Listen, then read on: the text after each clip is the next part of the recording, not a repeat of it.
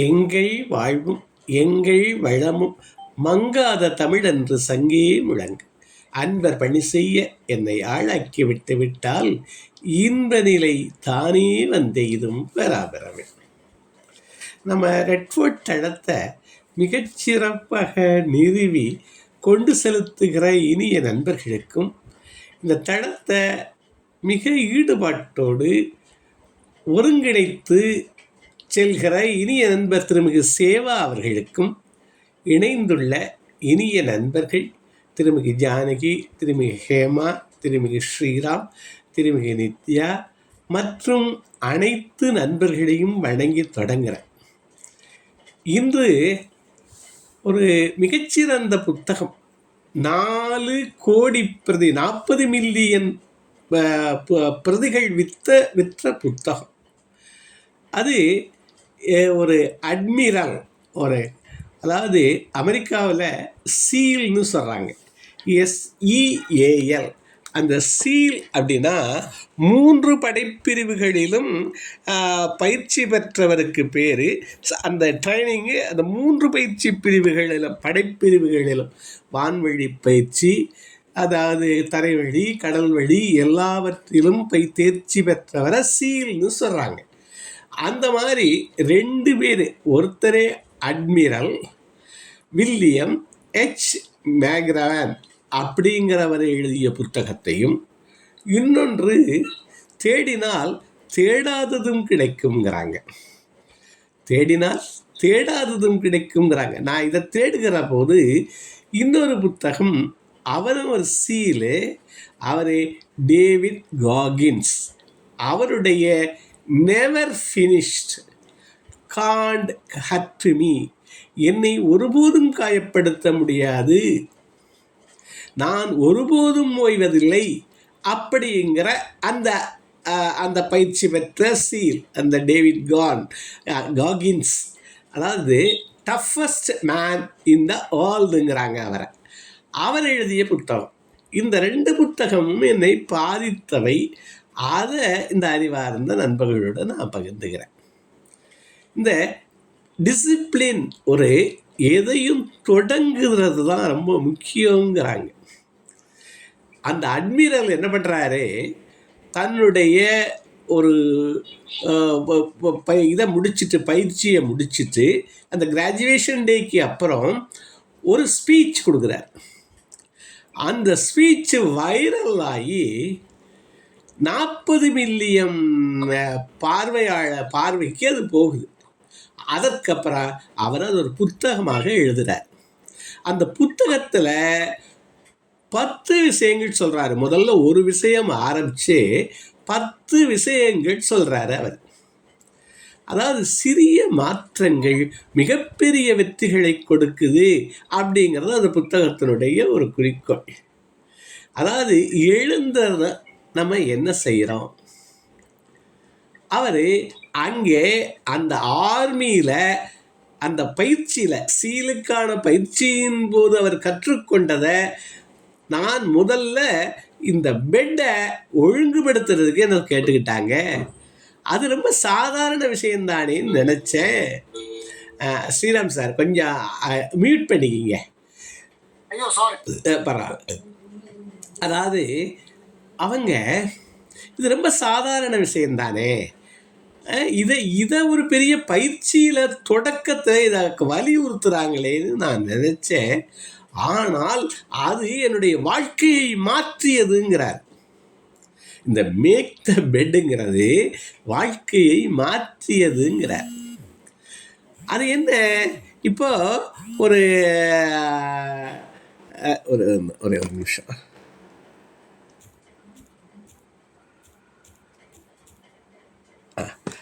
அதாவது அந்த அட்மிரல் தன்னுடைய பயிற்சியில் கற்றுக்கொண்டவை அவருடைய வாழ்க்கையை எப்படி செப்பனிட்டது, மேம்பட உதவியது அப்படின்னு சொல்கிறாரு. அவர் தான் இந்த பின் லேடன் அந்த ஆப்ரேஷனில் அவர் ஒரு முக்கியமானவர். பல முக்கியமான ஒரு இதிலெல்லாம் அவர் தலைமை தாங்கி நடத்தியிருக்காரு. அவர் சொல்கிறாரு, இந்த சிறிய விஷயத்தை செய்யாதவன் எப்படி பெரிய விஷயங்களுக்கு ஒரு டீமையே தலைமை தாங்கி வழிநடத்த முடியும் அப்படிங்கிறது அவருடைய முக்கியமான ஒரு கேள்வி இதில்.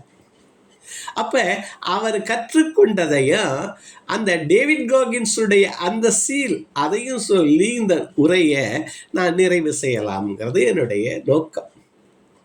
அப்போ அவர் என்ன சொல்கிறாரு, இந்த மாதிரி அவங்களுக்கு உள்ள நுழையவுமே ட்ரைனிங்கெல்லாம் முதல்ல சொல்லி கொடுத்தது மேக் யுவர் பெட். அது என்ன, எந்திரிக்கவும் நம்ம என்ன பண்ணுறோம், எல்லோரும் என்ன பண்ணுறோம், இப்போ நிறைய பேர் ஃபோன் எடுத்து என்னமாவது வந்திருக்கா, மெசேஜ் வந்திருக்கான்னு நோண்டிக்கிட்டு இருக்கும். முதல் வேலை என்னவாக இருக்கணும்னு அவர் சொல்கிறாரு, அவங்களுக்கு இது டிசிப்ளின் மூலமாக கற்றுக்கொண்டது. அதுவும் இராணுவ ஒழுங்கு கற்பித்தவை இந்த 10 நான் சொல்ல போகிற 10 கட்டளைகள் மாதிரி வாழ்க்கையினுடைய 10 கட்டளைகள்னு வச்சுக்கலாம். இந்த முதல் கட்டளை அந்த பெட்டை ஒழுங்காக எந்திரிக்கவும் அதை ரொம்ப நீவி அதில் கொஞ்சம் கூட மடிப்பு இருக்கக்கூடாதான். அந்த முனை இருக்குது பாருங்க, 4 முனையும் 45 டிகிரி, அந்த டிகிரி 90 டிகிரி தான் கரெக்டாக இருக்கணுமா. அது அவ்வளவு அழகாக மடித்து கடைசி வரைக்கும் வரணுமா. அந்த மேலே இருக்க பெட்ஷீட்டு, அதுக்கு மேலே இருக்க பில்லோ கவரு, பில்லோ உள்ளே சரியாக இருக்கணுமா. இதை கண்காணிக்க ஒரு குழு மாதிரி சர்ப்ரைஸாக வருவாங்களாம். அப்படி யாராவது செய்யாட்டி ஒரு பனிஷ்மெண்ட்டுக்கு சொல்கிறாங்க இதில். அதுக்கு பேர் சுகர் குக்கி. Sugar cookie. இவன் சுகர் குக்கியாக மாறணும். அது என்ன பனிஷ்மெண்ட்டுன்னு அப்புறம் சொல்கிறேன். அப்போ அதை அப்படி வைக்கிற போது அவர் என்ன சொல்கிறாரு, சென்ஸ் ஆஃப் அச்சீவ்மெண்ட் வருங்கிறார், சென்ஸ் ஆஃப் அக்காம்ப்ளிஷ்மெண்ட் வருங்கிறார். ஒன்றை நான் நிறைவேற்றினேன் அப்படிங்கிற நம்பிக்கை சிறிய சிறிய விஷயம் அடுத்த சிறிய விஷயத்தில் கவனம் செலுத்த உதவுங்கிறாங்க. சிறிய சிறிய விஷயத்திலெல்லாம் கவனம் செலுத்தினா, அதாவது sum of daily routine is our லைஃப்ங்கிறாங்க. நம்ம லைஃப்னா என்னவா, சம் ஆஃப் டெய்லி ரொட்டீன். நம்ம வாழ்க்கையை ஒழுங்குபடுத்தணும்னா டெய்லி ரொட்டீனை ஒழுங்குபடுத்து அப்படிங்கிறது தான் இதுக்கு. இந்த டெய்லி ரொட்டீனை ஒழுங்குபடுத்துறதுக்கு டுடூ லிஸ்ட்லாம் சொல்கிறோம். அதையெல்லாம் கூட இப்போ சேர்த்து நமது அறிவார்ந்த நண்பர்களோடு நான் பகிர்ந்துக்கலான்னு நினைக்கிறேன். அப்போ முதல் விஷயமாக அந்த பெட்டை அவ்வளோ சுத்தமாக, அவர் என்ன சொல்கிறாரு, ஒருத்தன் ஒரு படைப்பிரிவில் இருக்கிறவன் பல கடினமான வேலைகளை பார்த்துட்டு மறுபடியும் இரவு வர்ற போது அந்த படுக்கையை பார்க்குற போது அவன் மனசில் ஒரு மகிழ்ச்சி இருக்கணுமா. அப்போ இந்த உரையினுடைய முடிவு என்ன சொல்கிறாருன்னா, இந்த மேக்கிங் த பெட் அதை நான் உறுதியேற்கிறேன். சரி, நம்ம நிறைய பேர் செய்யலாம், ஆனாலும் அதை நேர்த்தியாக செய்தல், அதில் முழு மனதை வச்சு நான் சொன்னது மாதிரி நீவி ஒரு சுருக்கம் கூட இல்லாமல், படுத்திருந்தால் ஒரு மனிதனை கூட இல்லாமல் அதை செஞ்சுட்டா மனசில் ஒரு சென்ஸ் ஆஃப் அக்காம்ப்ளிஷ் வருது, சென்ஸ் ஆஃப் அச்சீவ்மெண்ட் வருது. ஒரு சிறிய வேலையை முடித்து விட்டேன், இனிமேல் வருகிற சிறிய வேலைகள் எல்லாம் ஒழுங்குபட செய்கிற ஒரு மனப்பாங்க அது கொடுத்துருதான். இதோட ஒரு முக்கியமான ஒரு புத்தகத்தையும் இதோட போகிற போக்கில் சொல்லிட்டு அடுத்த 9 கட்டளைகளையும் சொல்கிறேன். அந்த புத்தகத்துக்கு பேர் மிராக்கிள் மார்னிங். என்ன அதாவது 1 கேட்டால் 2 கொடுக்கலாம்னு சொல்கிறாங்க. அதாவது தேடினால் கிடைத்த இது தேடாத வந்த செல்வன் சொல்கிற போது அது என்ன, miracle morning by Hal Elrod. Hal HAL, Hal Elrod ELROD. அவர் த மிராக்கிள் மார்னிங்னு ஒரு புத்தகம் எழுதுகிறார். இந்த புத்தகத்தை ஒட்டி நான் முன்னாடியும் நான் என்னுடைய அனுபவத்திலையும் இப்பொழுது ஒரு 2 ஆண்டுகளாக நான் செய்து வர்றதையும் உங்களோடு நான் பகிர்ந்துக்கிறேன். அது என்னன்னா, எந்திரிக்கவும் 6 நிமிடங்கள் அப்படின்னு நம்ம வச்சுக்கலாம். ஃபர்ஸ்ட் 6 minutes முதல் நிமிடத்தில் என்ன சொல்கிறாங்க, இது என்னுடைய இந்த புத்தகம் சொல்கிறதுல நோக்கம் இல்லை, ஆனால் பை ப்ராடக்ட் மாதிரி இதை சொல்லிவிட்டு அந்த முதல் இதுக்கு சொல்ல வரேன்.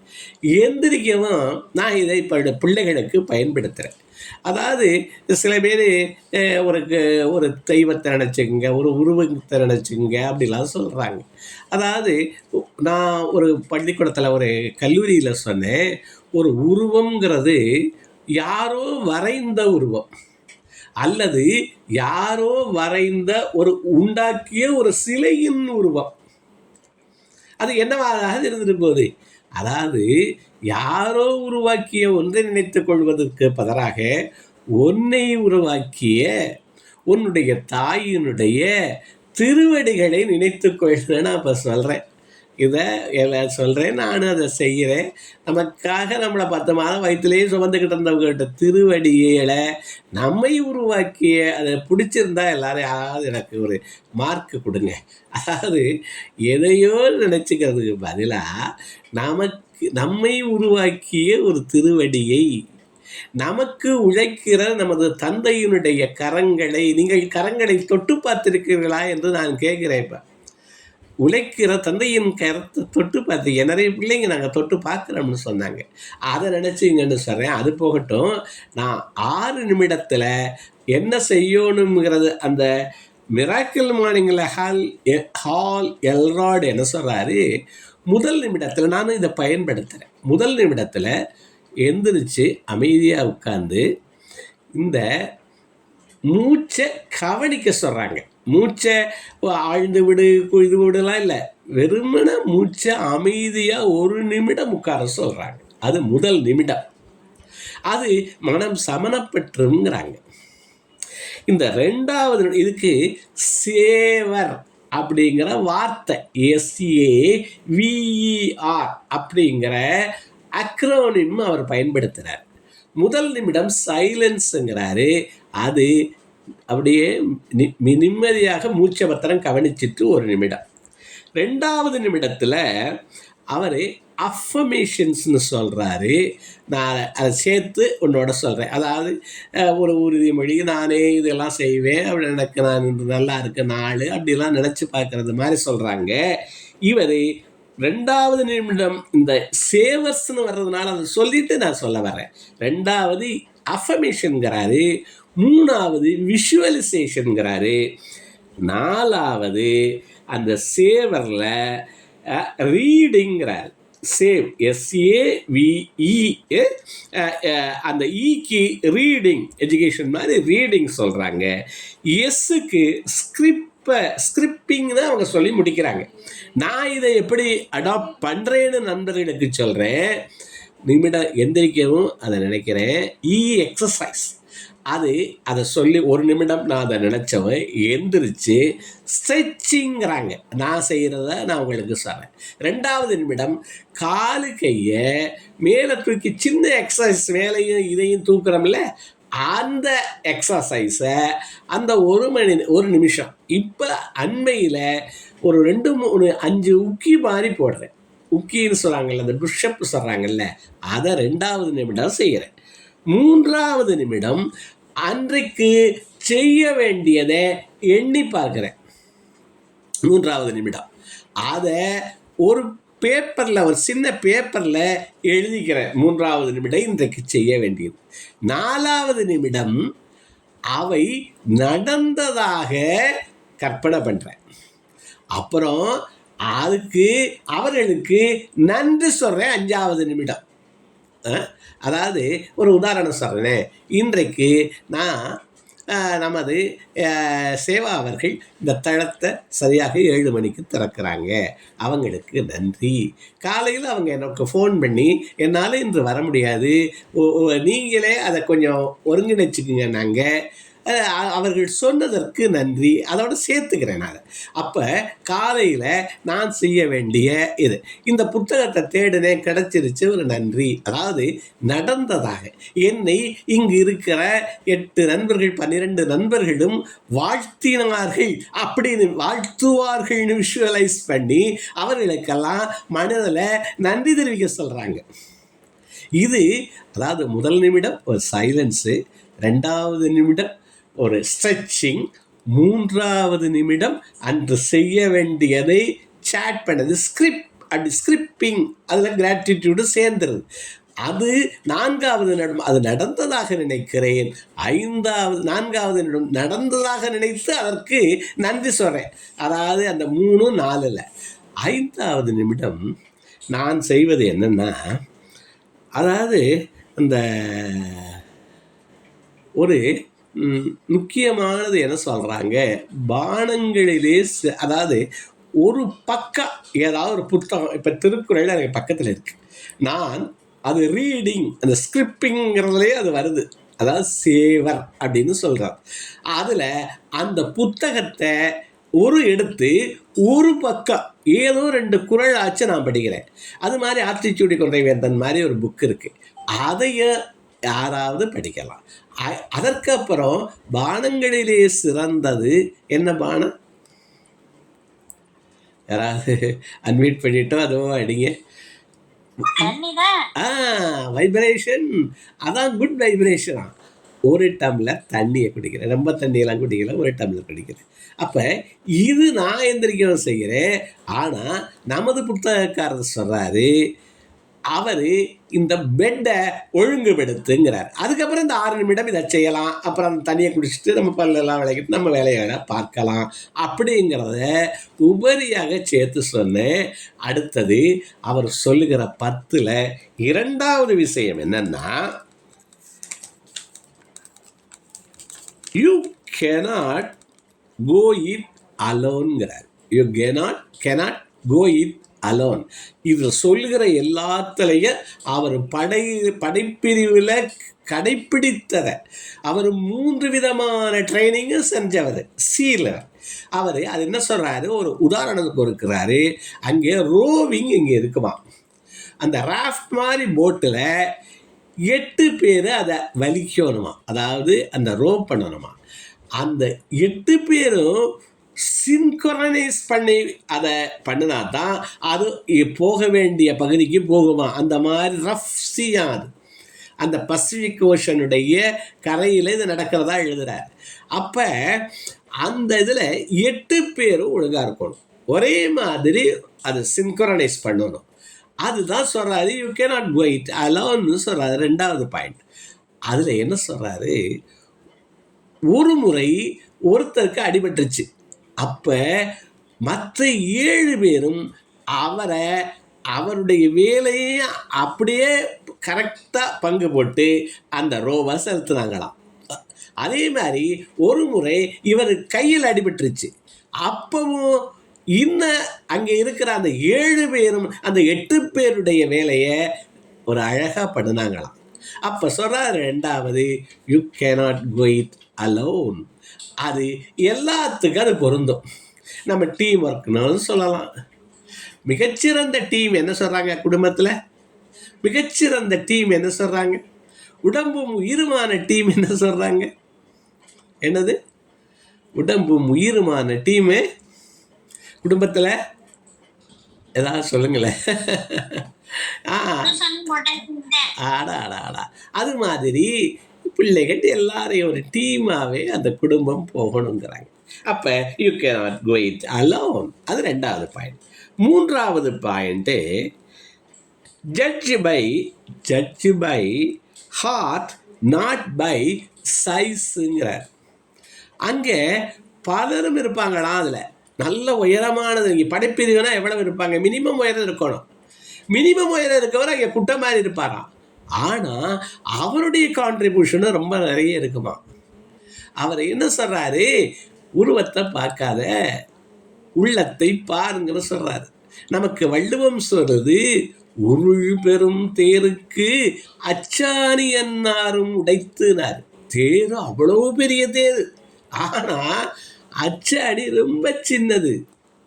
அப்போ நீ மனிதனுடைய ஆட்டிடியூடை பாரு, உன்னுடைய குரூப்பில் இருக்கவனுடைய ஆட்டிடியூடை பாரு, உள்ளத்தை பாரு, உருவத்தை பார்க்காதேங்கிறது அவர் சொன்ன 3வது பாயிண்ட். 4வது சொல்கிறாரு, life is not always fair.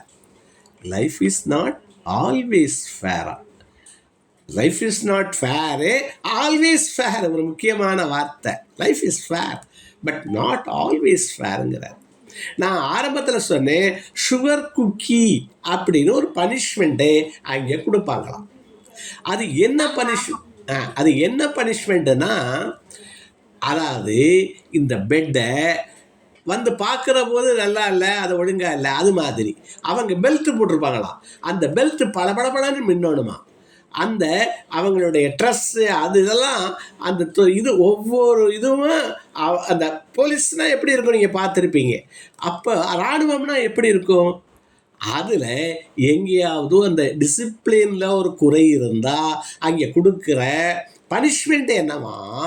Sugar குக்கியா. அது என்ன? அந்த பசிபிக்கில் ஓஷனுடைய மணல் பரப்பில் உருளணுமா. உருள்றதுக்கு முன்னாடி நமக்கு இங்கே இதில் எல்லாம் ப்ளே கிரவுண்டில் என்ன பனிஷ்மெண்ட் கொடுப்பாங்க? மற்றவர்களை சொல்லுங்களாமே. நம்ம நித்யா மேடத்தை தவிர ஓட சொல்லுவாங்க. கரெக்ட். சுற்றி அவங்கள ஓட சொல்லுவாங்களாம். ஓடிட்டு அந்த கடற்கரை மணல் இருக்குல்ல, அதில் பிறல சொல்லுவானாம். சொல்லிட்டு அதோட அன்று முழுக்க இருக்கணுமா. அது எப்படி பிச்சு பண்ணு, அது காய எப்படி இதுங்கோ, அதுதான் அவங்களுக்கு பனிஷ்மெண்ட்டா. ஒரு முறை இவருக்கு ஒரு பனிஷ்மெண்ட் கொடுத்துட்டாரு இவருடைய அந்த ட்ரைனர்.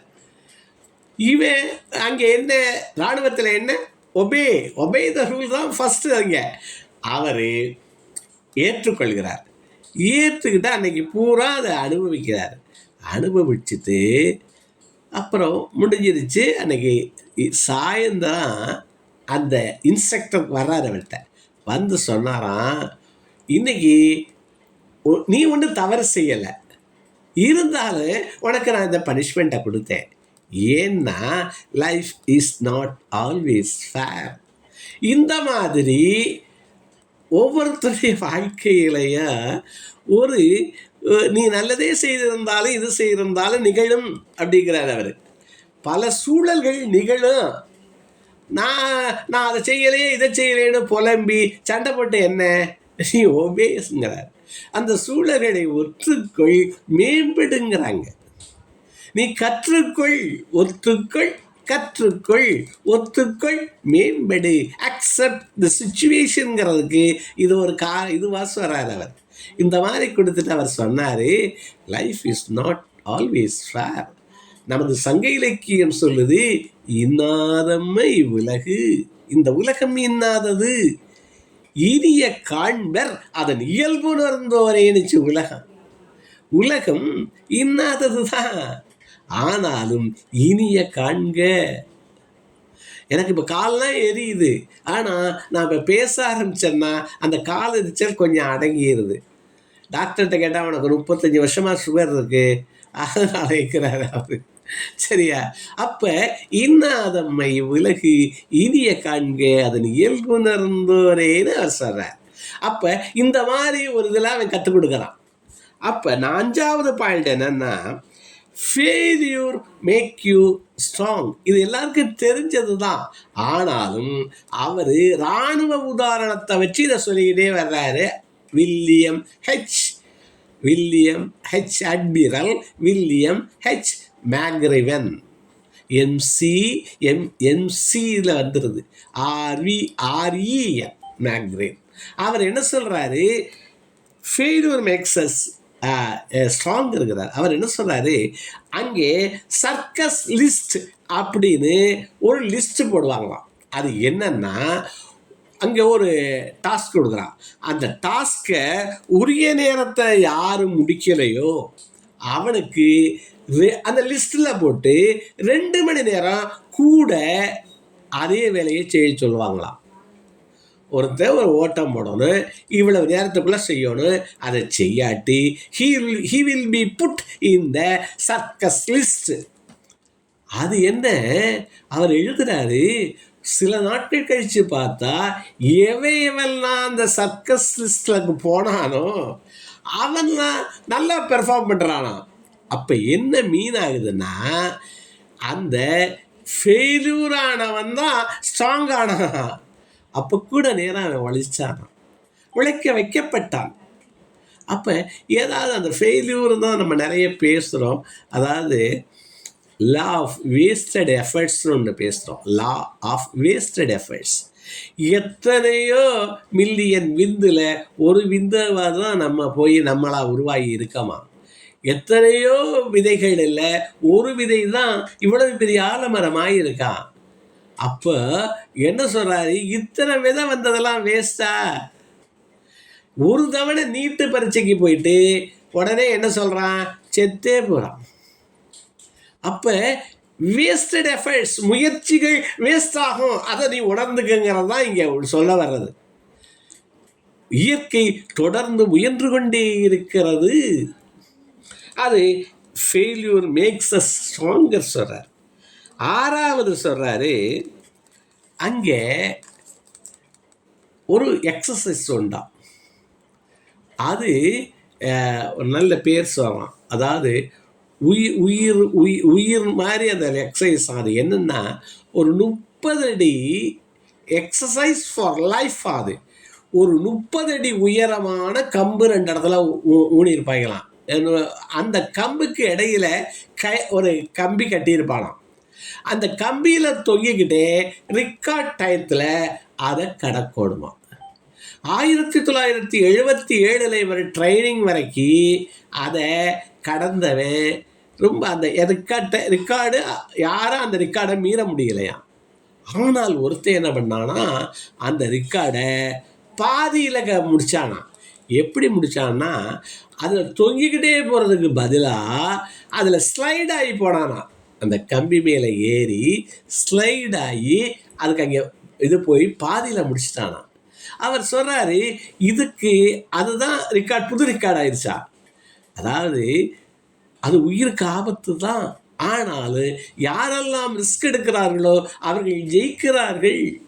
கால்குலேட்டட் ரிஸ்க் எடுக்கணும், ரிஸ்கில் கால்குலேட்டட் ரிஸ்க் எடுக்கணுங்கிறாங்க. அவர் இதை இந்த 3வது இதில் அதுக்கு என்ன சொல்கிறாங்க, 1 அடி உயரமான அந்த டவர், அந்த 30 அடி உயரமான ஒரு டவர். அவர் போயிட்டார். அவர் சொல்கிறாரு, டேர் கிரேட்லி. எத்தனை 6வது பாயிண்ட் என்ன, டேர் கிரேட்லி, தைரியத்தோடு இது பண்ணு, கிரேட்லி பெருந்தைரியம் பெரும் வெற்றி அப்படின்னு அந்த 6வது பாயிண்ட் சொல்கிறார். 7வது பாயிண்ட் அதில் சொல்ல வர்றது, ஒரு பெட்டிலிருந்து ஆரம்பிக்கிறாரு, அழகாக ஒன்றொன்றாக சொல்லிக்கிட்டு வர்றாரு. அப்போ என்னென்னலாம் இது வரைக்கும் சொல்லியிருக்கேன், ஒரு ரீகால் மாதிரி அது இருக்குங்கிறதுனால மேக் யுவர் பெட்டு தான் சின்ன மாற்றம் பெரிய வெற்றியை கொடுக்கிறது. Sense of accomplishment, sense of achievement. அந்த நாள் பூரா routine, sum total of the routine, daily routine is our லைஃப்னு முதல்ல சொன்னோம். 2வது, you couldn't go it alone. அப்போ அந்த படகை வலிக்கிறது 8 பேரும் ஒன்றாக. அப்போ ஒவ்வொருத்தருக்கும் ஒரு துணை வேணும், டீம் ஒர்க் சொன்னோம்.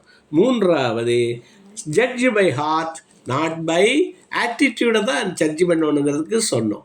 அது அந்த சைஸ் இல்லை அப்படின்னு சொன்னோம். 4வது, life is not always fair. தவறில்லா செய்யாத போதும் சில சமயங்களில் தண்டனைகள் வருகிறது, அதை அனுபவியுங்கள், மேம்படுங்கள், ஒத்துக்கொள்ளுங்கள். அது சொன்னோம். 5, ஃபெயில்யூர் மேக்ஸ் அஸ் ஸ்ட்ராங்கர்.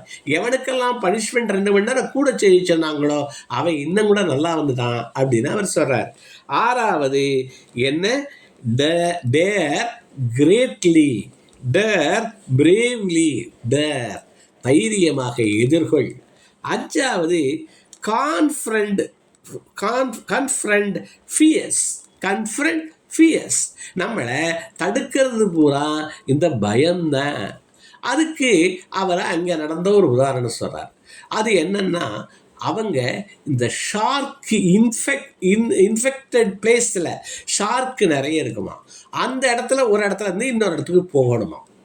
அவளுக்கு இன்ஸ்ட்ரக்ஷன் என்ன சொல்கிறாங்க, உங்களை ஷார்க்கு துரத்தும்.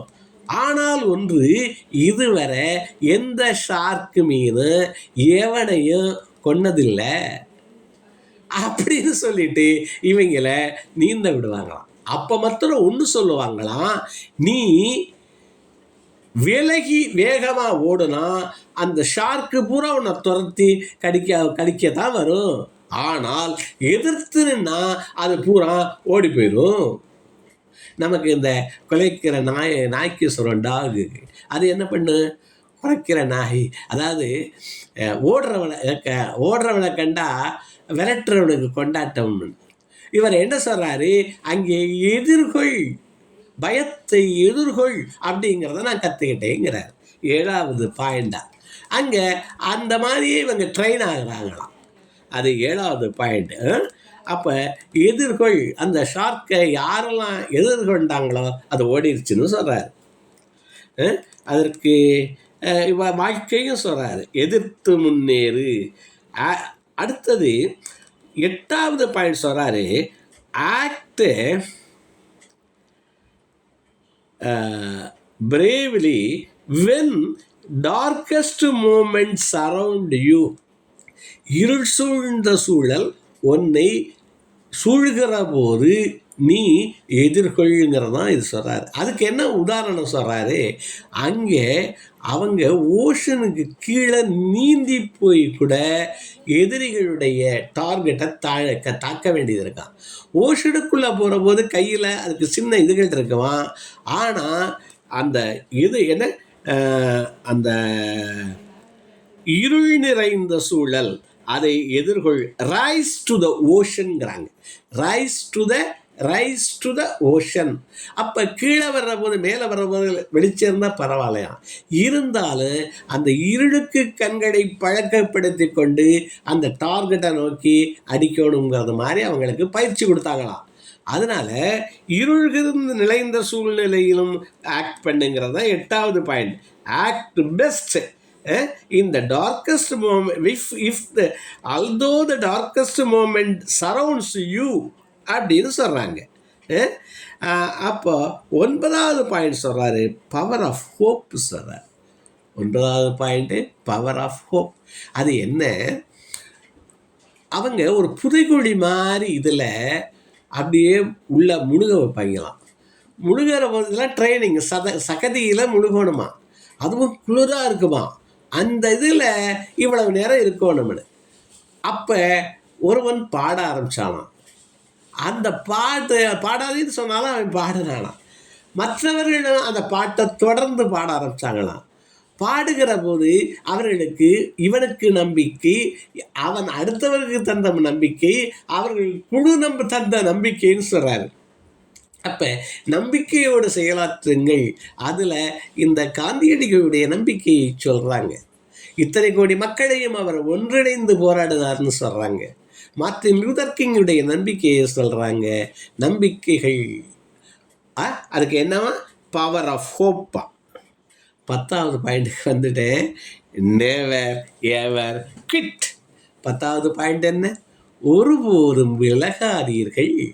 Never ever quit. எல்லாரும் என்ன பண்ணுறாங்கன்னா, விற்பனையாளர்களுக்கு சொல்கிறது, விற்பனையாளர்கள் ஒருபோதும் தோற்பதில்லையா. ஏன்னா அவன் விற்பனையாளர் ஏதாவது ப்ராடக்டை கொண்டாந்து போடுறானா, ஏதாவது அவன் ஏதாவது இது உண்டா, அந்த ப்ராடக்டை அவன் உற்பத்தி பண்ணலை, சரியா? எவனுடைய ப்ராடக்டையும் எங்கேயோ விற்கிறான். என்ன பண்ணுறாங்களாம் விற்பனையாளர்கள்? நான் இன்சூரன்ஸ் ட்ரைனிங் பண்ணுறேன், என்ன அது சொல்லிட்டா கூட பரவாயில்ல. அந்த இன்சூரன்ஸ் முகவாண்மையில் ஒருபோதும் தோற்பதில்லையா. என்ன பண்ணுறாங்களா? விலகி விடுகிறார்களா. என்ன பண்ணுறாங்க? they quit. ஒன்று வெற்றி அடைகிறார்கள் அல்லது விலகி விடுகிறார்கள். இவர் நெவர் எவர் குவிட்ங்கிறார். அங்கே ஒரு பெரிய காண்டாமணி மாதிரி வச்சுருப்பாங்களாம். எவனாவது இந்த ட்ரைனிங்கில் என்னால் பண்ண முடியாது அப்படின்னு சொன்னால் அவன் எந்த காரணமும் சொல்ல வேண்டாமா, நேராக போகலாமா, அந்த மணியை காண்டாமணியை அடிக்கலாமா, அடிச்சுட்டு அவனோட பொட்டியை தூக்கி தலையில் வச்சுக்கிட்டு அவன் அதை விட்டு வெளியில் போயிடலாமா. என்ன அது? காரணம் சொல்ல வேண்டாமா. அவங்க என்ன கேட்குறாரு?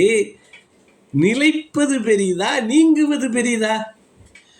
அவன் நிலைத்தவன் பெரிய அட்மிரல் ஆகிறான், கேப்டன் ஆகிறான். அந்த சீலில் வந்தவன் போனவன் என்ன போகிறான்? வாழ்க்கையில் நெவர் எவர் கிட்டுங்கிறார்.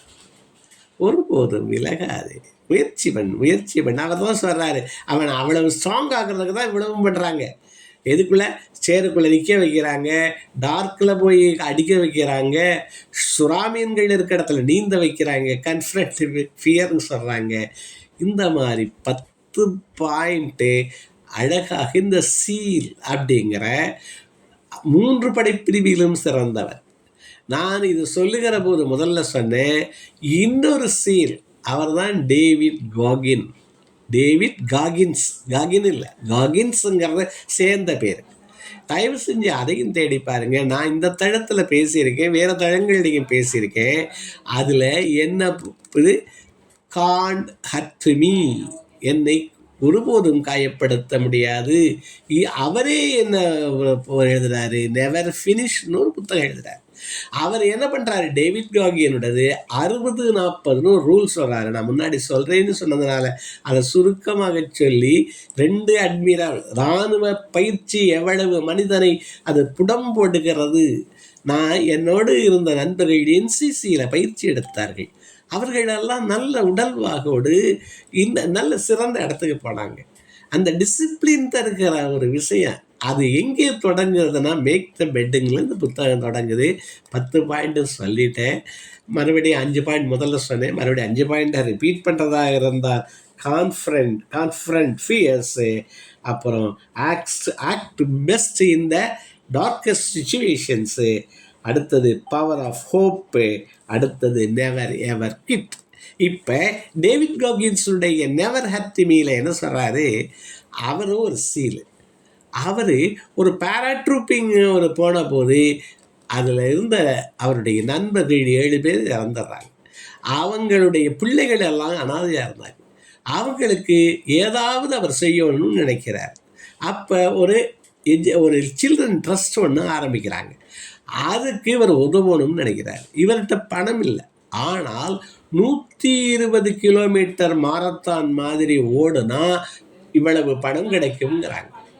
அவருடைய ப்ராக்டிஸ்லாம் இப்போ சொல்கிறதுக்கு நேரம் இல்லை. அது never ever hurt me, never finished புக்கை படித்து பாருங்கள். என்னுடைய உரையை விடுதித்தான் நெவர் ஃபினிஷ்னு போட்டாவே வருது.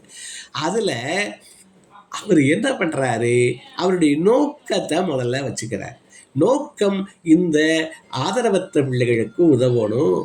அதற்கு இந்த இப்போ என்ன பண்ணுறாரு, அவர் அந்த ஓட்டத்தன்னைக்கு ரொம்ப வெயிட்டெல்லாம் அதுக்குள்ளாரம் கொண்டாடுறதெல்லாம் ஒரு பெரிய கதை. அந்த ஓட்டத்தன்னைக்கு கிட்டத்தட்ட 90 மைல், அங்கே எல்லாம் கிலோமீட்டரில் 90 மைல் ஓடிட்டார். 89 மைல் ஓடிட்டார். இன்னும் 30 மைல் ஓடணும். அவருடைய கால்கள் உரசி ரத்தம் ஆயிடுச்சு. அப்போ ஒரு இடத்துல உட்கார்றார். உட்கார்ந்துட்டு அவர் என்ன பண்ணுறாரு, யூரியனுக்கு போகிறனா கூட அவரால் எந்திரிச்சு போக முடியலை. அந்த நிலைமையில் இருக்கிற போது அவர் மனதிலே ஒன்று தோன்றுகிறது. அதை சொல்லி தான் இதை நிறைவு செய்கிறார்.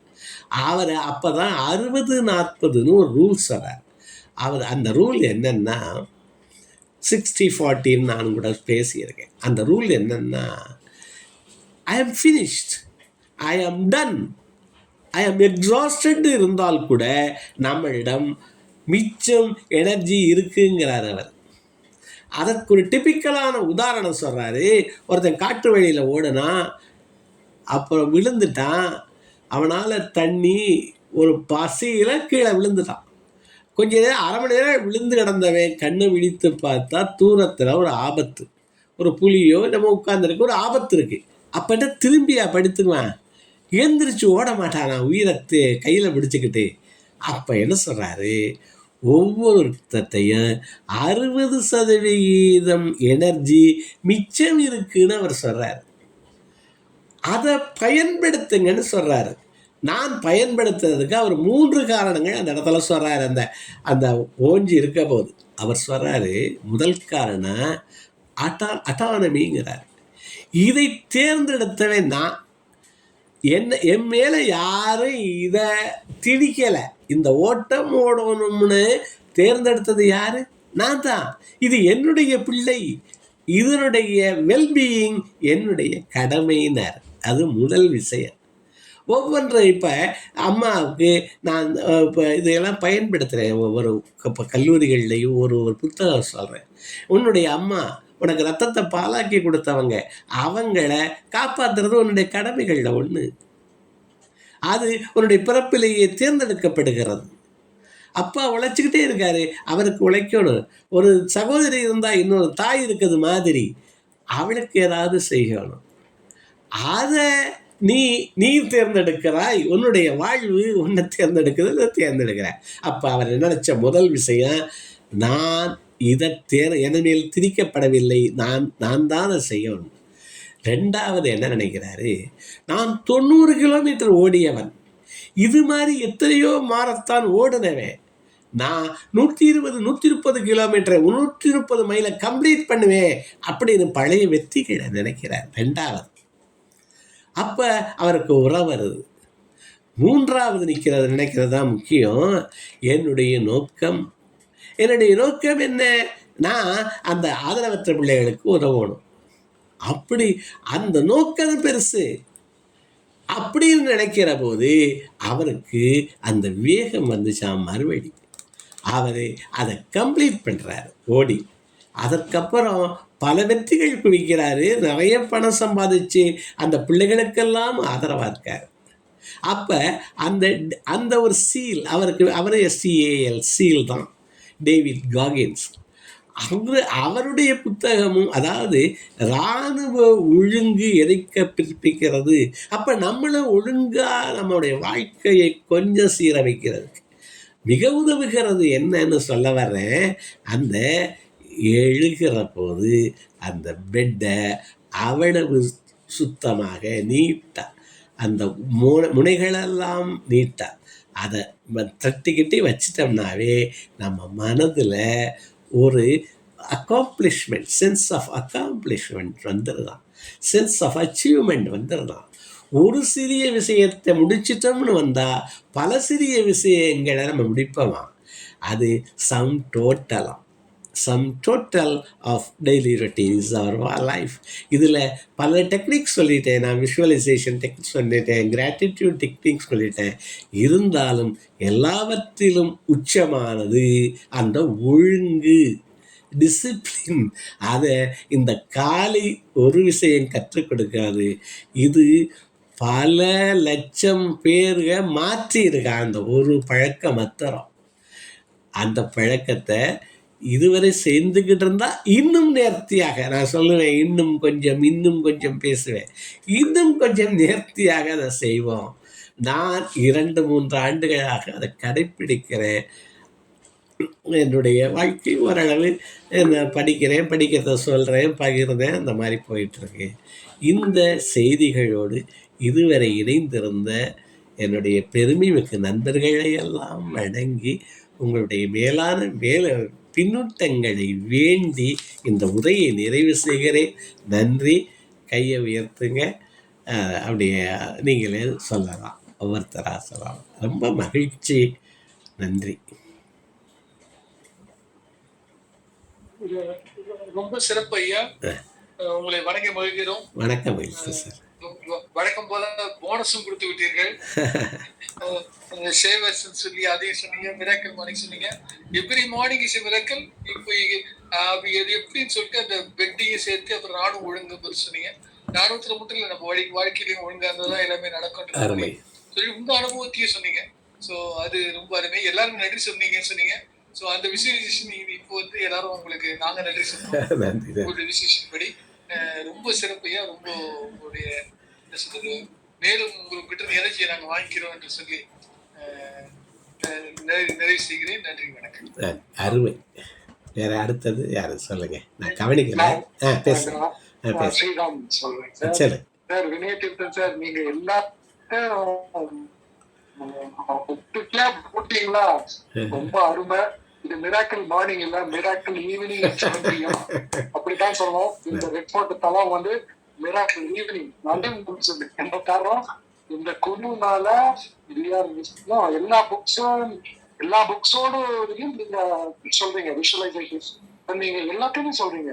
சொல்லும்போது we are able to connect. அதை கனெக்ட் பண்ண முடியாது. இந்த கோலத்துல ஒரு டாட் போட்டு நம்ம அந்த கோலம் போடுற மாதிரி அப்படியே கனெக்ட் பண்ண முடியறது மிகப்பெரிய தேங்க்ஸ் சொல்லணும். எல்லாருக்கும் சொல்லணும். இன்னைக்கு வாரம் எல்லா டாபிக் எடுக்கிற எல்லாருக்கும் சொல்லணும். இன்னைக்கு ஸ்பெசிபிக்கா நீங்க ரொம்ப அருமையா மேக் மை பெட் தேங்க்ஸ். மகிழ்ச்சி மகிழ்ச்சி. அடுத்தது வாங்க சொல்லுங்க. வாங்க. சிறப்பு சிறப்பு மிகவும் சிறப்பு. அருமையா இருந்துச்சு. ரொம்ப அழகா இருந்துச்சு நீங்க பேசுறது. அந்த சின்ன சின்ன விஷயங்கள் கூட நம்ம வாழ்க்கையில மாற்றத்தை உண்டு பண்ணது சொல்லும் போதே அந்த பெட்டை பத்தி உதாரணம் காட்டினீங்க. ஒரு சின்ன சுருக்கம் கூட இல்லாம நேர்த்தியா இருக்கும் போது அதை பார்க்கும் போது நமக்கு மகிழ்ச்சியா இருக்கும்னு. அது உண்மைதான். நம்ம அப்படி அந்த பெட்டை நம்ம அலட்சியமா நினைக்கிறோம். ஆனாலும் அந்த மாதிரி ஒரு நாளைக்கு பெட்ஷீட் மாத்தி சுத்தமா அழகா நீட்டா போட்டாக்க அதை பார்க்க அடுத்தடுத்த வேலைய கவனமா செய்யணும் அப்படின்னுதான் நமக்கு தோணும்.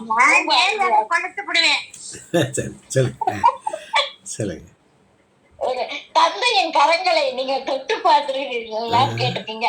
அவரோட உழைப்பு தான் நமக்கு தெரியுது தவிர அதை தொடணும்ன்ற அந்த ஆனா நான் எங்க அப்பா கைய ரொம்ப பிடிச்சிருக்கேன். எனக்கு அப்பானா ரொம்ப பிடிக்கும். நான் அப்பா கையை பிடிச்சிக்குவேன். எனக்கு ரொம்ப ஆசை அப்பா. அந்த சுகர் குக்கீஸ் கடற்கரை மணல்ல பொருள் செய்வாங்க. அதெல்லாம் ஒரு நாள் பூரா அப்படியே இருக்கணும். ஒத்துக்கொள் கற்றுக்கொள் அதெல்லாம் நல்லா இருந்துச்சு. விற்பனையாளர்கள் தோற்பதில்லை, என்னை ஒருபோதும் காயப்படுத்தாதீர்கள், டிசிப்ளின் மிகவும் வருவேன். ரொம்ப நல்லா இருந்துச்சு. இடைத்திருத்தன் ஐயா சிறப்பு சிறப்பு சிறப்பு. வாழ்த்துக்கள் வாழ்த்துக்கள். மேலும் வளர வாழ்த்துக்கள். நீங்க சொல்றது அதை விட சிறப்பு, அதை விட சிறப்பு. ஜோதியம்மா வாங்க. வணக்கம் ஐயா. மிக அருமையான உரை. இந்த இந்த தலைப்பை எடுத்து நீங்க இந்த புத்தகத்தை எடுத்து பேசுனதுக்கு நாங்க நன்றி சொல்லணும். நாங்க எல்லாரும் நன்றி சொல்லணும். நான் 2 விஷயம் மட்டும் வேகமாக ஆட் பண்றேன். ஒண்ணு, சைக்காலஜிஸ்டுங்க சொல்றாங்க நம்ம பிரெயின் ஸ்கோர் வச்சுக்குமா. எதையெல்லாம் சரியா பண்றோமோ அப்போ நீ சரியா பண்ற அப்ப அது என்கரேஜ் பண்ணும் ஒரு பெரிய விஷயம் நம்ம பண்ணும் போது. அதனால அதுதான் இவங்க நல்ல எக்ஸ்பிளைன் பண்ணி சொல்லியிருக்கிறாங்க. அருமையான விஷயம். அப்புறம் அடுத்தது நம்மளால தனியா பண்ண முடியாது. எல்லாருமே நினைப்பாங்க, இப்ப சின்ன குழந்தைங்க நானே பண்றேன் அந்த மாதிரி நம்ம எதையுமே தனியா பண்ண முடியாது, எல்லாரோடையும் இயங்குதான் பண்ணணும் அப்படிங்கறத அவங்க எக்ஸ்பிளைன் பண்ணி சொல்லியிருக்காங்க. மிக அருமை. இந்த புத்தகம் எடுத்து எங்களுக்கு சொன்னதுக்கு மிக்க நன்றியா. நன்றி. வேற ஜோதியமா இருக்கீங்க. மகேந்திரன் சார் யாரு வர்றீங்க அடுத்தது? அனைவருக்கும் உற்சாகமான இரவு வணக்கம். வணக்கம். காலையில இந்த பிரச்சனை தான் எங்க வீட்டுல ஓடுச்சு. யாரு தூங்கின பாய பரட்டைய மடிச்சு வைக்கிறதுன்னு தான் சொல்லுவாங்க. இந்த பாய் பரட்டைய ஒழுங்கா மடிச்சு வச்சிருந்தாவே சரியா இருக்கும். நீங்க அந்த முக்கெல்லாம் சரியா அப்படியே கார்னர்லாம் கரெக்டா கார்னர் பண்ணணும். அப்பா அந்த பெட்டை மடிப்பாரு. அவ்வளவு டயர்டா இருக்கும். வசதியா இருந்தாலும் வசதியா தூங்கணும்ன்றதான் டாபிக். எப்படி நம்ம பாய விரிச்சு அந்த ஒத்த பாயில இந்த 3 குழந்தைங்களையும் போட்டு அப்புறம் அப்பா அம்மா 5 பேரும் படுத்த அந்த ஞாபகம். மேக் யுவர் பெட் அப்படின்னா ஃபர்ஸ்ட் தூங்குறதுக்காக விரிச்ச பெட்டா இல்ல தூங்கி முடிச்ச பிறகு சரி செய்யற பெட்டா அப்படின்ற மாதிரி 2மே தோணல் இருந்துச்சு. அந்த பெட்டு அந்த பூவெல்லாம் கலைஞ்சு கிடக்கும். காலையில எந்திரிச்சு தாலி எடுத்து கண்ணுல ஒத்துவாங்க. ஏன்னா அங்கேயும் இங்கேயும் கோணமனெல்லாம் கிடக்குன்றதுக்காக அவரை கும்பிட சொல்லுவாங்க. அந்த மாதிரி விஷயங்களும் வரும். அப்ப அந்த போர்வை அந்த பில்லோ கவரு அப்ப எல்லாம் இலவம் பஞ்சுதான். நீ அமுக்கு நான் அமுக்கு, நீ பிடிச்சுக்கோ நான் பிடிச்சுக்கன்னு சொல்லி கோணி ஊசியை வச்சு ஒரு இழுவ சுத்திட்டு இருப்போம். அந்த கோணி ஊசியிலே நம்ம இப்ப புளியங்காய் சீசனு.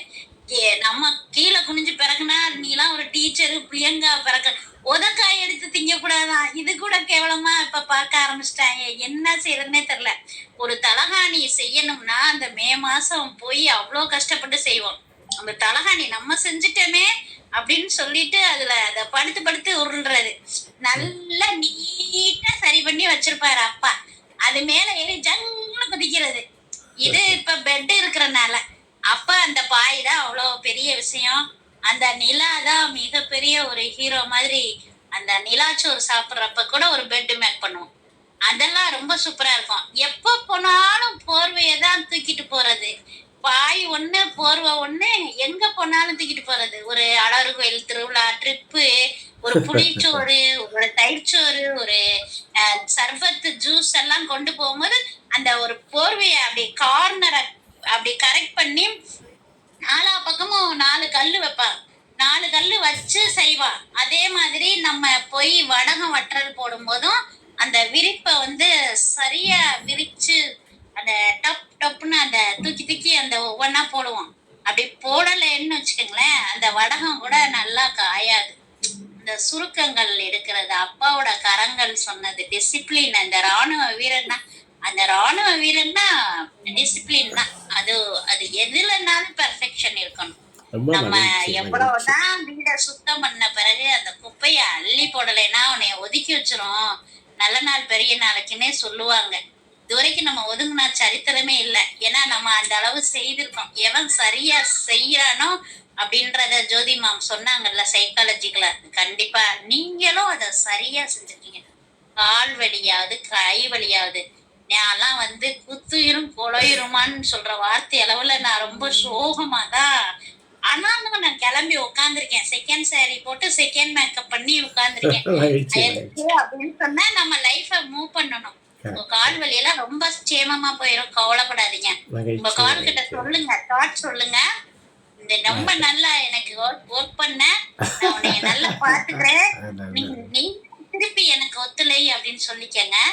இந்த நாள் உங்களுக்கு இனிய நாளாக அமைவதற்கு போல எல்லா நாளும் இனிய நாளாக அமையட்டும்.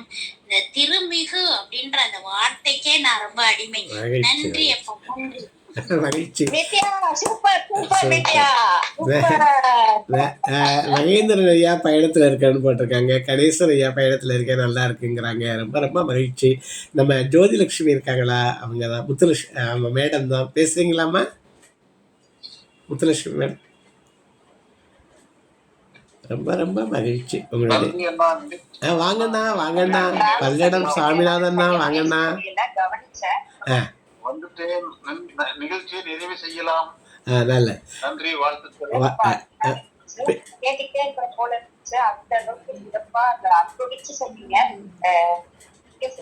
மிக்க மகிழ்ச்சி. Thank you sir. மகிழ்ச்சி. ரொம்ப அருமையான பின்னூட்டங்கள். உங்கள் ஒவ்வொருவரையும் வணங்குறேன், வாழ்த்துறேன்.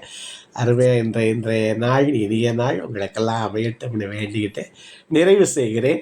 நன்றி, வணக்கம். ஐயா வணக்கம். வாங்க வாங்க, வந்துட்டீங்களா? வாங்க. பேச முடியாத சூழல், முடிந்தால் ஒரு சின்ன ஒரு இது கொடுக்குறீங்களா ஐயா? லைக் ஒரு சம்மரி கொடுக்குறேன். நான் மறுபடியும் நடுவிலையும் பேசுனேன், பார மாட்டாரே. கொடுத்துறேன் ஒரு 3 நிமிடத்துக்குள்ள. அதாவது இந்த புத்தகம் வில்லியம் அட்மிரல் இவரே, சீலு 3 பிரிவிலையும் சிறந்த பயிற்சி பெற்றவர். அவர் பயிற்சி அதாவது அட்மிரல் வில்லியம் H. மேக்ரவன் அப்படின்னு இவருடைய பேர். இவர் பட்டமளிப்பு விழாவுக்கு அதுக்கப்புறம் ஒரு உரையை, அவருடைய அந்த உரை 4 கோடி பேர் பார்த்துருக்காங்க. அது வைரலாக இருக்குது. அப்புறம் அவரை புத்தகமாக எழுதுகிறார். ஒன்று சிறிய சிறிய மாற்றங்கள் பெரிய வெற்றியை தருகிறது அப்படிங்கிறது தான் இது. அது என்ன முதல் மாற்றம் சொல்கிறாரு, அவர் இராணுவ பயிற்சிகளை பெற்றதை வச்சு சொல்கிறார். அவருடைய பெட்டை அங்கே முதல்ல சொல்லி கொடுத்தது என்னென்னா, பெட்டை அவ்வளவு சுத்தமாக அது படுத்திருந்ததே தெரியாத மாதிரி நீவி மடித்து அதை அந்த பெட் ஸ்ப்ரெட்டு பில்லோ கவரு எல்லாத்தையும் வைக்கணுமா. அந்த மோரங்களெல்லாம் அப்படியே கத்தி மாதிரி இருக்கணுமா. அந்த மாதிரி இருக்கிறது மாதிரி அவர் முதல்ல என்ன நினச்சாராம், நமக்கு பயிற்சிக்கிறாங்க இதை சொல்கிறாங்களேன்னு. ஆனால் அந்த பயிற்சி என்னை மாற்றியது. அதுக்கு என்ன சொல்கிறாரு, அது சென்ஸ் ஆஃப் அக்காம்ப்ளிஷ்மெண்ட். அதை பண்ணிட்டா சிறிய சிறிய விஷயங்கள் தான் நமது வாழ்க்கை, அதனுடைய கூட்டுத்தொகை தான் நமது வாழ்க்கை. Sum total of daily routine is our life அப்படிங்கிறது முதல்ல. அதை ஒட்டி அவர் 10 பாயிண்ட்ஸ் சொல்கிறார் இந்த முதல் பாயிண்டை வச்சு. அது என்னென்னா, you can go it alone, அது 2வது. அதுக்கு ஒரு ராஃப்ட், அங்கே அந்த ரோப் பண்ணுற போது 8 பேர் சின்க்ரோனைஸ் பண்ணால் தான் அதை போட்டு முன்னாடி போகுமா. அது அவங்களுக்கு ஒரு பயிற்சியாக. அதில் ஒரு தவணை அடிபட்ட போது 7 பேர் 8 பேரை பங்கு போட்டு அதை செஞ்சாங்களாம். அது 2வது சொல்கிறார். 3வது, ஜட்ஜி பை ஹார்ட் நாட் பை சைஸுங்கன்னு சொல்கிறார். அது என்னன்னா, அங்கே இருந்த படைப்பிரிவில் இருந்தவர் ரொம்ப உயரமானவரோ ரொம்ப அந்த வெயிட் உள்ளவரோ கூட அதை விடவும் அதுக்குரிய ஹைட்டோட மீடியம் ஹைட்டோடு இருந்தவங்க மீடியம் வெயிட்டோடு இருந்தவங்க சிறப்பாக இருந்தாங்களா. அப்போ ஆட்டிடியூடு முக்கியமானது. நான் அதற்கு உருள்பெறும் தேருக்கு அச்சாரியன்னாரு உடைத்துங்கிற குரலையில் நான் சேர்த்து சொன்னேன். Attitude makes. அடுத்தது life is not always fair. இது 4. அவர் ஒரு தவணை தண்டனை கொடுத்துட்டாங்க. அதுக்கு பேர் சுகர் குக்கி. அது என்னன்னா, மணலில் உருண்டு அன்றைக்கு பூரா அந்த மணல் துகள் ஒட்டிய மணல் துகளோடு அவர் இருக்கணும். அது மாதிரி அவருக்கு ஒரு தண்டனை கொடுத்துட்டாங்க. இராணுவத்தில் ஒபே பண்ணிட்டார். சாயந்தரம் அந்த இன்ஸ்பெக்டர் சொன்னாராம், நீ ஒன்றும் தவறு செய்யலை, இருந்தாலும் உனக்கு இந்த தண்டனையை கொடுத்து, ஏன்னுன்னா நீ life is not always fair. இது மாதிரி சில சமயங்களில் நீ தவறு செய்யாத போதும் தண்டனைகள் வரலாம், உன் மேலே குற்றமில்லாத போதும் உன்மேல் மற்றது வரலாம். அதை கொஞ்சம் நீ பொறுத்து கொள்வதற்கான ஒரு பயிற்சின்னு அவர் சொன்னாராம். இது 4. 5 ஃபெயில்யூர் மேக்ஸ் யூ ஸ்ட்ராங்கர்னு 5வது. அது என்னென்னா, அங்கே சர்க்கஸ் லிஸ்ட்டுன்னு ஒன்று இருக்கான். அங்கே ஒவ்வொருத்தருக்கும் ஒரு வேலை இவ்வளோ நிமிஷத்துக்குள்ளே பண்ணணும்னு இருக்கான். அந்த ஓடணும், இது பண்ணணும்னு டாஸ்க்கை செய்யாதவே 2 மணி நேரம் கூட செய்யணுமா. லிஸ்ட்டில் சர்க்கஸ் லிஸ்ட்டில் போட்டுருவாங்களாம். அப்படி சர்க்கஸ் லிஸ்ட்டில் போட்டவே ரொம்ப அருமையாக வேலை பார்த்தாங்களாம், சிறப்பாக வந்தாங்களாம். அப்போ என்ன சொல்கிறாரு, அந்த ஃபெயில்யூரை சக்ஸஸுக்கு அது பெரிய வழியாக்குதுங்கிறத அது சொல்கிறாரு. மேக் யூ ஸ்ட்ராங்கருங்கிறார். அப்புறம் 6வது பாயிண்ட்டு 30 அடி உயரமான ஒரு கம்பியில் அப்படி தொங்கிக்கிட்டே போகணுமா. அது வரைக்கும் எல்லாரும் அப்படி போடும்போது ஒருத்தர் மாத்திரம் அந்த கம்பி மேலே ஏறி ஸ்லைட் பண்ணி ரிக்கார்ட் டயத்தில் போயிட்டாராம். அது ரிஸ்க்கு தான். அதுக்கு என்ன சொல்கிறாங்க, டேர் கிரேட்லிங்கிறாங்க. அதுக்கு அடுத்தது கான்ஃபிடன்ட் ஃபியர்ஸுங்கிறாங்க. அது முக்கியமானது. அதாவது சூழல்களை எதிர்கொள், பயங்கொள்ளாது. அதுக்கு என்ன சொல்கிறாரு, ஒரு ஷார்க்கு இன்ஃபெக்டட் பிளேஸில் அவங்க நீந்தோணுமா. அப்படி நீந்துற போது அவருக்கு சொன்ன இது என்னென்னா, நீ அதை விட்டு விலகி அந்த ஷார்க்கை விட்டு ஓடுனா எல்லா ஷார்க்கும் உன்னை துரத்தும், நீ எதிர்த்து நின்னா அது எல்லாம் விலகிரும் அப்படின்னு அவருக்கு சொல்லப்பட்டதான்.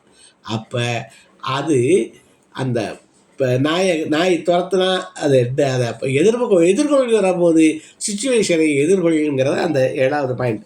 8வது பாயிண்டில் இருட்டான சூழலும் வேலை பாரு இதுங்கிறது. அவங்களுக்கு அது ஒரு ட்ரைனிங் கொடுத்துருக்காங்க. ஏன்னா இருட்டில் கூட அவங்க அந்த டார்கெட்டை போய் அடிக்கணும். அந்த மாதிரிலாம் பயிற்சி கொடுத்து, சூழல் எப்போவுமே வெளிச்சத்தோடு இருக்காது, இருளான சூழலும் வேலை பாரு. 8. 9 பவர் ஆஃப் ஹோப். அது ஒரு இதில் முழுகிறது மாதிரி பண்ணுவாங்களாம், ஒரு புதைகுழி மாதிரி. அந்த முழுகிறது போதும் யார் அந்த ஹோப்போடு இருந்ததுனால ஜெயிக்கிறாங்கங்கிறது மாதிரி அவங்களுக்கு ட்ரைனிங் கொடுக்குறாங்களாம்.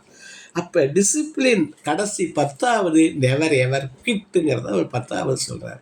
நிறைய பேர் விளையிறாங்க. ஒரு பெரிய காண்டாமணி இருக்குமா, யாராவது போகணும்னு நினச்சா அதை அடிச்சுட்டு போயிடலாமா. போகிறது பெருசாக இருந்து அந்த அட்மிரல்ங்கிற ஒரு பதவி, மேஜருங்கிற பதவி வர்றது பெருசான்னு கேட்குறார். விலகுவது எளிது, தொடர்வது கடினம், தொடர்ந்தவர்கள் ஜெயிக்கிறார்கள்னு அதை முடிக்கிறார். இதுதான் அந்த மாதிரி மேக் யுவர் பெட்டில் 10 விஷயம். அந்த டிசிப்ளின் தான் முக்கியம். ஒரு வாழ்க்கையை ஒரு ஒழுங்கோடு எதிர்கொள்ள வரும்போது வெற்றி நிச்சயம்னு முடிக்கிறார். ரொம்ப மகிழ்ச்சி. திரும்ப ஒரு ரீகேப் பண்ணதுக்கு வாய்ப்பு தந்ததுக்கு. ஒரு சிறப்பு பரிசுக்கு மீண்டும் நன்றி. இந்த சம்மரி அவ்வளவு சுருக்கமா அருமையா, அதான் சுருங்கியது விரிந்தது சுருங்கி, அதை விரிச்சும் உங்களால 1 மணி நேரமும் பேச முடியுது. 1 மணி நேரத்துல பேசுனது 1 நிமிஷத்துல 2 நிமிஷத்துலயும் பேச முடியுது. நன்றி ஐயா, மிக்க நன்றி. நன்றி நமது தளத்துக்கு, அனைவருக்கும் நன்றி. நினைத்தனையா உங்களோட சுருக்கமாகவும் விளக்கமாகவும் எப்படி வேண்டும் என்றால் பதில் சொல்வார்கள்.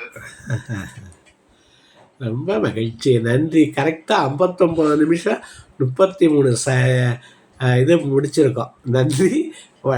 எல்லாரையும் வணங்குறேன், வாழ்த்துறேன். நன்றி.